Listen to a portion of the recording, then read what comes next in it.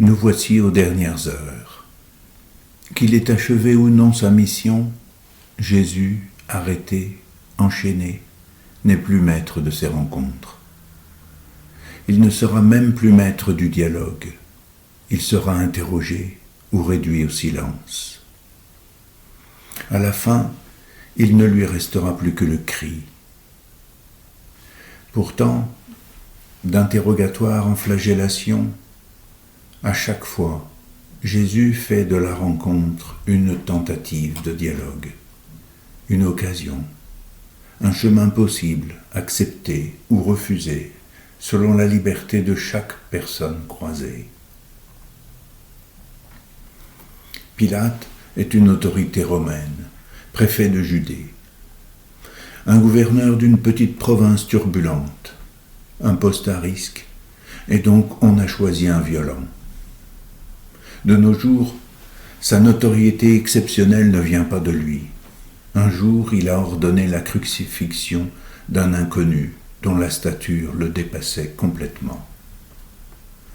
Quant au grand prêtre, il est choisi parmi ses pairs, chaque année pour être le responsable du temple de Jérusalem, seul lieu officiel du judaïsme de l'époque.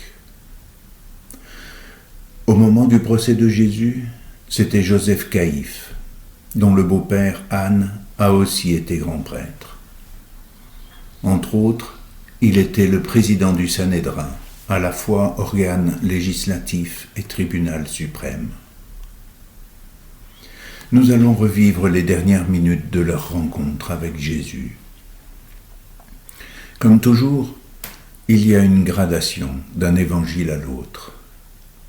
Vous pouvez lire ces passages en Marc au chapitre 15, Matthieu 27 et Luc chapitre 23. Cependant, c'est plutôt dans Jean que l'on peut approfondir la relation entre Jésus et ses contradicteurs. Pendant des années, Jean a pris le temps de la méditation avant d'écrire. Voici 2 passages du chapitre 18, celui du procès de Jésus. Le grand prêtre interrogea Jésus sur ses disciples et sur son enseignement. Jésus lui répondit : « Moi, j'ai parlé au monde ouvertement. J'ai toujours enseigné à la synagogue et dans le temple, là où tous les Juifs se réunissent, et je n'ai jamais parlé en cachette. Pourquoi m'interroges-tu ? Ce que je leur ai dit, demande-le à ceux qui m'ont entendu. Eux savent ce que j'ai dit. » À ces mots, un des gardes qui était à côté de Jésus lui donna une gifle en disant : « C'est ainsi que tu réponds au grand prêtre ? » Jésus lui répliqua : « Si j'ai mal parlé, montre ce que j'ai dit de mal. Mais si j'ai bien parlé, pourquoi me frappes-tu ? » Un peu plus loin, alors Pilate entra dans le prétoire. Il appela Jésus et lui dit : « Es-tu le roi des Juifs ? » Jésus lui demanda : « Dis-tu cela de toi-même, ou bien d'autres te l'ont dit à mon sujet ? » Pilate répondit : « Est-ce que je suis juif, moi ? Ta nation et les grands prêtres t'ont livré à moi. Qu'as-tu donc fait ? » 3 questions. 3 questions de Jésus, courtes, directes. Comme avec la Samaritaine, comme toujours, elles mettent le doigt dans la plaie. Toi, le grand prêtre, j'ai parlé en public. Alors pourquoi m'interroges-tu ? Qu'y a-t-il donc en toi qui sait très bien ce que j'ai dit ? Que cherches-tu ? Quelle peur, quelle haine, quelle soif de pouvoir t'anime ? Réponds en toi-même. Réponds face à toi-même. Pourquoi m'interroges-tu ? Toi le garde, si j'ai bien parlé, pourquoi me frappes-tu ? Qu'y a-t-il donc en toi qui te fait frapper un innocent ? Prends garde à ce qui peut détruire le plus beau en toi. Prends garde à ce qui te transforme en bourreau. Et toi, Pilate, dis-tu cela de toi-même, ou bien d'autres te l'ont dit à mon sujet? Quel courage as-tu pour prendre la distance avec ces gens? Ne fais-tu que te couler dans ce torrent, incapable de faire front devant ces petits puissants? 3 questions personnelles, auxquelles il n'y aura pas de réponse personnelle, que des échappatoires. Jésus, alors qu'il va mourir, ne cherche pas à se défendre. Une dernière fois, il tente de relever, de sauver ceux qui se perdent. Matthieu rapporte le trouble de l'épouse de Pilate. A-t-elle senti que son homme s'égare? C'est sans doute allé beaucoup trop loin, et Luc ne reprendra pas ce passage. Toujours est-il que je suis bouleversé de voir à quel point Jésus ne lâche jamais son cap, ni sa volonté d'emporter dans son amour les personnes qu'il rencontre.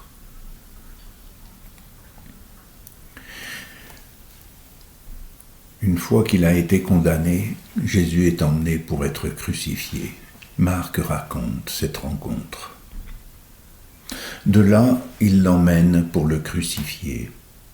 Et il réquisitionne pour porter sa croix un passant, Simon de Cyrène, le père d'Alexandre et de Rufus, qui revenait des champs. Et ils amènent Jésus au lieu dit Golgotha, ce qui se traduit lieu du crâne ou calvaire. Chez Matthieu, en sortant, ils trouvèrent un nommé Simon, originaire de Cyrène, et ils le réquisitionnèrent pour porter la croix de Jésus. Enfin chez Luc, comme ils l'emmenaient, ils prirent un certain Simon de Cyrène qui revenait des champs, et ils le chargèrent de la croix pour qu'il la porte derrière Jésus. Il n'est pas question ici de broder une histoire à partir de si peu d'éléments, juste 2 ou 3 remarques. Cet homme, selon les 3 évangiles, est réquisitionné par hasard. Il n'est donc pas un disciple de Jésus. Sans doute n'en connaissait-il rien. Pourtant, tous les évangiles connaissent son nom et son origine.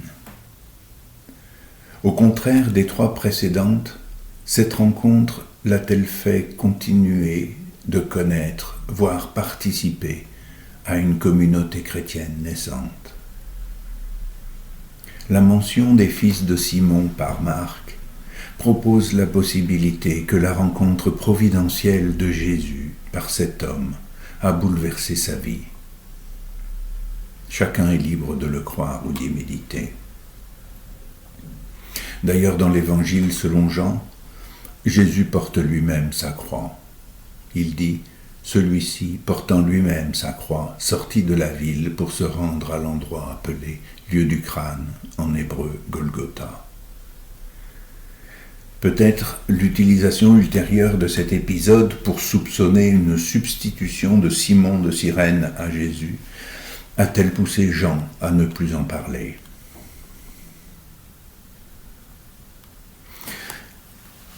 Chaque évangile rapporte la présence de 2 autres personnes crucifiées avec Jésus. Marc et Matthieu racontent brièvement. Avec lui, ils crucifièrent 2 bandits, l'un à sa droite, l'autre à sa gauche.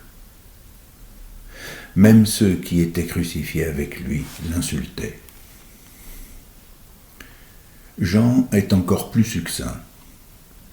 C'est là qu'ils le crucifièrent, et 2 autres avec lui, un de chaque côté, et Jésus au milieu. Seul Luc prend le temps de rapporter plus longuement. Ils emmenaient aussi avec Jésus 2 autres, des malfaiteurs, pour les exécuter. Lorsqu'ils furent arrivés au lieu dit le crâne ou calvaire, là ils crucifièrent Jésus avec les 2 malfaiteurs, l'un à droite et l'autre à gauche. Jésus disait, « Père, pardonne-leur, ils ne savent pas ce qu'ils font. » Puis ils partagèrent ses vêtements et les tirèrent au sort. Le peuple restait là à observer. Les chefs tournaient Jésus en dérision et disaient « Il en a sauvé d'autres, qu'il se sauve lui-même s'il est le Messie de Dieu, l'élu. » Les soldats aussi se moquaient de lui. S'approchant, ils lui présentaient de la boisson vinaigrée en disant « Si tu es le roi des Juifs, sauve-toi toi-même. » Il y avait aussi une inscription au-dessus de lui « Celui-ci est le roi des Juifs. » L'un des malfaiteurs suspendu en croix l'injuriait. « N'es-tu pas le Christ ? Sauve-toi toi-même et nous aussi. » Mais l'autre lui fit de vifs reproches. « Tu ne crains donc pas Dieu ? Tu es pourtant un condamné, toi aussi. Et puis nous, pour nous, c'est juste. Après ce que nous avons fait, nous avons ce que nous méritons. Mais lui, il n'a rien fait de mal. » Et il disait, « Jésus, souviens-toi de moi quand tu viendras dans ton royaume. » Jésus lui déclara, « Amen, je te le dis, aujourd'hui, avec moi, tu seras dans le paradis. » Il y eut donc très probablement 2 autres personnes crucifiées en même temps que Jésus. Quelle que soit l'historicité précise de Luc, et même s'il dit au début de son évangile qu'il a fait un travail de recherche avant d'écrire, Luc tient à nous faire comprendre que Jésus les aima jusqu'au bout du bout. Comme à chaque rencontre, Jésus ne prend pas l'initiative. L'un des malfaiteurs se tourne vers lui. Alors Jésus l'emmène avec lui. Au dernier moment de leur vie ratée, ils peuvent encore tout lâcher pour le suivre. Quant à ceux qui l'abandonnent, qui se moquent, qui l'insultent, il n'a qu'une prière. « Père, pardonne-leur, ils ne savent pas ce qu'ils font. » Il n'est pas de son ressort de les emmener avec lui. En tant qu'homme, il ne sait pas le secret de tous ces gens. Seul son Père connaît. Jésus, faute de les conduire lui-même, de les relever lui-même, les confie à l'amour de son Père. Jean raconte. Jésus, voyant sa mère et près d'elle le disciple qu'il aimait, dit à sa mère, « Femme, voici ton fils. » Puis il dit au disciple, « Voici ta mère. » Et à partir de cette heure-là, le disciple l'a pris chez lui. Une toute dernière attention. Comme un au revoir. Prenez soin de vous. Non pas à notre manière, pour prendre soin chacun de lui-même. Non, prenez soin les uns des autres. C'est à moi que vous le ferez. S'il reste quelque chose à payer, je le ferai à mon retour. Désormais, il a fait tout ce qu'il pouvait en tant qu'homme. Aimer jusqu'au bout de lui-même, de sa fatigue quotidienne, mais aussi des rires, des fêtes, des mariages et des danses, sans oublier de manger et boire, vivre enfin, vivre à fond, car il est la vie même. Et maintenant, dans cette nuit propre à l'être humain qui sait qu'il meurt et qui n'en sait pas plus, il crie « Mon Père, pourquoi m'as-tu abandonné ?» Tous les êtres humains, avant et après lui, éprouvent un jour cette angoisse de l'abandon. Certains en ont fait une prière, le psaume 21, qui commence par ce cri. La dernière phrase annonce « On proclamera sa justice au peuple qui va naître, voilà son œuvre ». Avant et après Jésus, Des millions de priants ont murmuré, ruminé, craché, hurlé cette prière. Jésus n'est pas venu fonder une religion ou un royaume. Il est venu vivre parmi nous, d'une manière telle qu'il pouvait dire « Le royaume de l'amour est au milieu de vous ». Au moment de mourir, dans un dernier souffle, Jésus prie son Père et demande « Père, pardonne-leur, car ils ne savent pas ce qu'ils font. Pardonne-leur à tous, pardonne-leur à chacun, pardonne-leur un par un. Toi Pierre qui m'as nié, toi Jean qui n'a rien fait, toi Marc qui t'es enfui tout nu, Jacques, et toi Judas qui m'a livré, toi Nathanaël qui m'a si peu défendu, toi le bandit de droite qui était bandit, et toi celui de gauche qui m'a insulté, toi le garde qui m'a giflé, toi Pilate qui n'a pas osé, et toi le grand prêtre qui m'a jugé, et toi le soldat qui m'a cloué, toi le passant qui m'a provoqué, toi qui t'es moqué, toi qui ne faisais que ton métier. Père, pardonne-leur, ils ne savent pas. Jésus est venu au milieu de nous. La souffrance est toujours là. La mort atroce est toujours là. La méchanceté et la bêtise sont toujours là. Mais il les a rencontrés. Il les a vécus. Simple homme jusqu'au bout. Tellement humain, tellement créature, tellement réel, que certains disent que c'était Dieu. Jésus est mort. Joseph d'Arimathie et Nicodème l'ont embaumé dans un tombeau. La pierre est roulée. Silence.